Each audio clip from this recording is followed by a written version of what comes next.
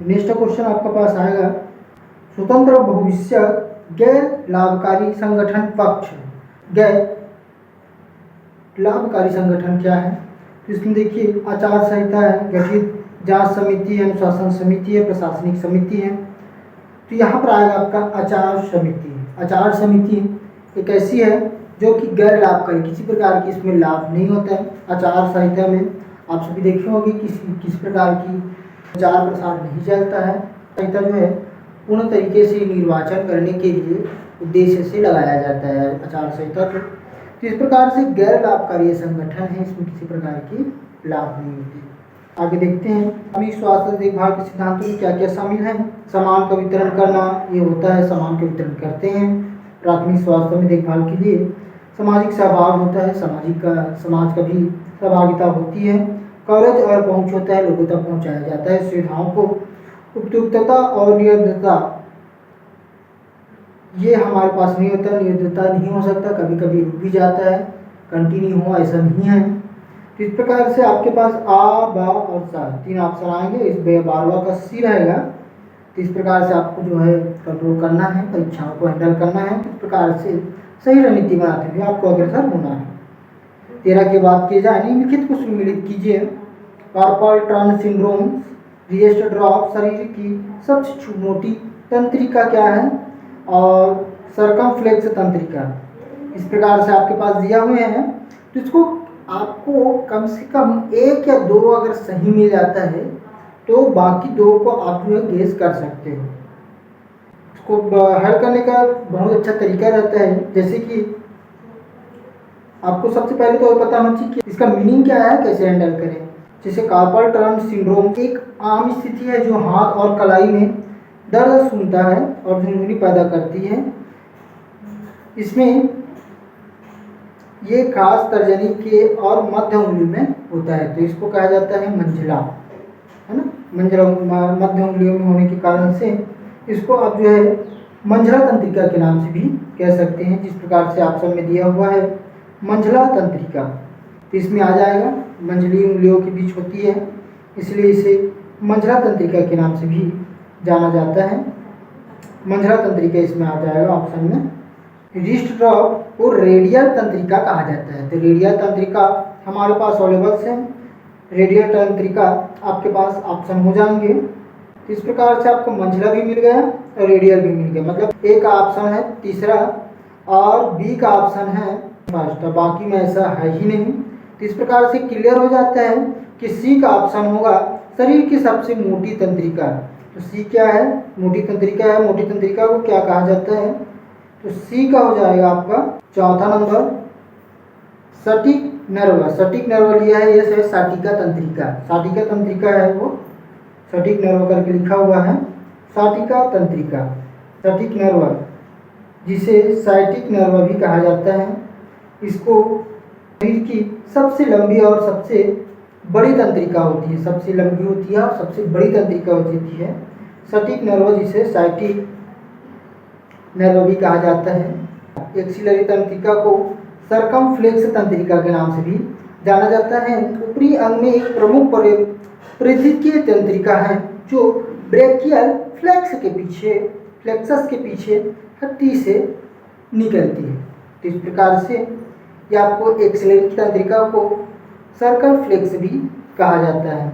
Next question की अगर बात किया जाए, तो इस प्रकार से आप पहचान गए कि आपके 2 आंसर आपके पास अवेलेबल हैं, तो आप देख सकते हो कि बाकी में वो ऑप्शन है कि नहीं। तो जिस प्रकार से हमने देखा कि ए का ऑप्शन थर्ड है, बी का ऑप्शन फर्स्ट है, तो इस प्रकार से और किसी में मैच नहीं हो रहा था, तो हमें जो है पूर्ण तरीके से इस पर पता चल गया कि ऑप्शन बी ही इसका सही ऑप्शन है। तो इस प्रकार से आप जो है हैंडल करेंगे। नेक्स्ट क्वेश्चन, टीकाकरण के शुरुआती अंगदूत थे। टीकाकरण के शुरुआती अंगदूत कौन थे?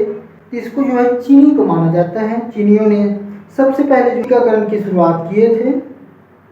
टीकाकरण की शुरुआत मिस्र में और मेसोपोटामिया और चीन जैसे प्राचीन सभ्यताओं में हुई थी। यहाँ पे आपके पास ऑप्शन है चीन। तो शुरुआत में मिस्र, मेसोपोटामिया और चीन ऐसे दिया हुआ है, लेकिन सबसे पहले जो शुरुआती हैं वो चीन में माना जाता है। तो आपका सही विकल्प होगा बेटा चीन। भ्रूण की आरबीसी का जीवन काल कितने दिन का होता है? भ्रूण की आरबीसी का जीवन काल इसको 80 से 55 दिनों तक के माना जाता है। भ्रूण में आरबीसी लाल रक्त कोशिका का जो जीवन काल है लगभग 55 से 80 दिनों का होता है, जो वयस्कों में 120 दिनों की तुलना में कम होता है। 120 दिनों की तुलना में कम होता है। भ्रूण में आरबीसी का जीवन काल कम होने के कारण से भ्रूण की आरबीसी के आकार बड़ा और कम समय तक जीवित रहता है। एक ऐसे पैटर्न को दर्शाता है जो बाद के जीवन में तनावपूर्ण आरबीसी उत्पन्न करने वाली स्थितियों के समान होता है। इस प्रकार से 55 से 80 दिन तो आपके पास अवेलेबल्स हैं।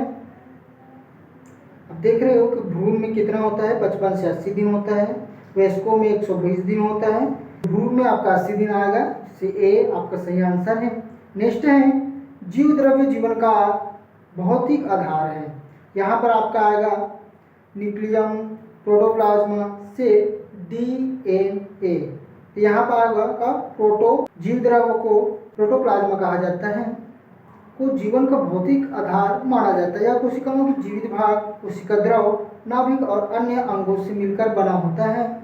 जीवन द्रव्य को जीवन का भौतिक आधार इसलिए कहा जाता है क्योंकि यह कोशिकाओं की सभी कार्य और क्रियाओं के लिए आवश्यक है। इस प्रकार से जीव द्रव्य प्रोटोप्लाज्मा का जीवन का भौतिक आधार माना जाता है। दस्त पैदा करने वाले जीव कौन कौन से हैं? तो रोटावायरस, शिगेला, बक्कीलूस सेरोस, इस प्रकार से नाम दिए हुए हैं। इसमें आपके दो रोगाणु आपके पास दिखाई दे रहे हैं। एक तो आपके पास जीव है और सेकंड है आपके पास वायरस। शिगेला आपका जीव है और रोटा वायरस आपका वायरस है। इस प्रकार से दो आपके पास ऑप्शंस हैं, तो केवल आ और बा आपके ए नंबर जो है सही रहेंगे। तो इस प्रकार से आपको सारे क्वेश्चन को अटेंड करना है, गेस लगाते हुए कि कौन सा ऑप्शन सही रहेगा, कौन सा आपका नहीं रहेगा। देखते रहते हैं। डॉटर्स थेरेपी खालिस्तान के तहत शुरुआत की गई थी। इसमें आपके पास बहुत सारे ऑप्शन अवेलेबल्स हैं। तो किसने इनका शुरुआत किया था डॉटर्स थेरेपी का? इसको हम देखते हैं। भारत में संशोधित राष्ट्रीय क्षय रोग नियंत्रण कार्यक्रम RNTCP की तत्वाधान में डॉटर्स प्रत्यक्ष रूप से देखे जाने वाले उपचार हैं। लघु पाठ्यक्रम चिकित्सा शुरू की गई थी। WHO ने 1993 में DB को वैश्विक आपातकाल की घोषित किया था।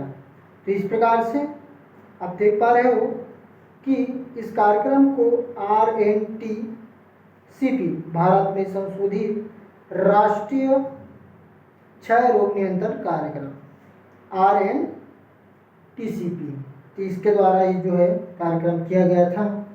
हमारे भारत में इसे 1997 को लॉन्च किया गया। 1997 में हमारे देश में इसको आधिकारिक तौर पर शुरुआत किया गया था, लॉन्च किया गया था RNTCP रणनीति के तहत। इस प्रकार से आपके पास जो ऑप्शंस हैं, ऑप्शन ए RNTCP कार्यक्रम, यही आपका सही ऑप्शन होंगे। नेक्स्ट देखिए, RNTCP किस वर्ष लॉन्च किया गया था? तो यहाँ पर 2005 में भी था लॉन्च जो किया गया था विश्व स्तर पर, और हमारे भारत में 1997 में लॉन्च किया गया था। तो इस प्रकार से आपके पास 1997 ऑप्शन नंबर बी सही होगा। और आगे देखते हैं। विशेष स्तनपान कुछ समय तक महिलाओं को गर्भधारण से बचाता है।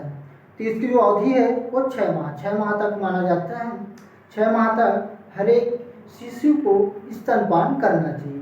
तो इस प्रकार से आपके पास क्वेश्चन आएंगे, उस सारे क्वेश्चन को आपको अटेंड करना है। बिल्कुल आराम से रिलैक्स होकर सारे क्वेश्चन को अटेंड करने का प्रयास करना, गेस लगाना कि अगर थोड़ा सा भी आपको क्लू मिलता है तो उस पर थोड़ा सा आगे बढ़ने का प्रयास करना और अच्छे से विचार करने का प्रयास करना। आपको जब भी दिक्कत हो आप रिलैक्स हो जाना और कंफर्टेबल तरीके से सारे क्वेश्चंस को समझने का प्रयास करना और शांत मन से आप स्थिर मन से सारे क्वेश्चन को अटेंड करने का प्रयास करना, आपका एग्ज़ाम जरूर सफल जाएगा। इसी प्रकार से आप जो है नर्सिंग का हो, मैंने बता दिया, फिजिक्स में भी इस प्रकार से रहेगा, केमिस्ट्री में भी रहेगा, बॉटनी में भी रहेगा, इंग्लिश में भी रहेगा। अभी कथन सत्य है असत्य है ऐसे वाला क्वेश्चन आएंगे, सही विकल्प किसी से आपको चयन करना है, ऐसे भी मैं बता दिया। तो इस प्रकार से आपके पास क्वेश्चंस आएंगे, ऐसे ही रहते हैं सेम जो क्वेश्चंस हैं, और उसे आपके जो स्टडी लेवल से हैं उसके आधार पर आप शांत दिमाग से सारी चीज़ों को हल करने का प्रयास करिएगा। आपका एग्ज़ाम बहुत ही अच्छा जाएगा और आपको नर्सिंग के लिए एक बेहतर कॉलेज मिल पाएगा। यही मैं आपसे शुभकामनाएं संप्रेषित करता हूँ। आप सभी स्वस्थ रहें, मस्त रहें, हमेशा मुस्कुराते रहें। जय हिंद।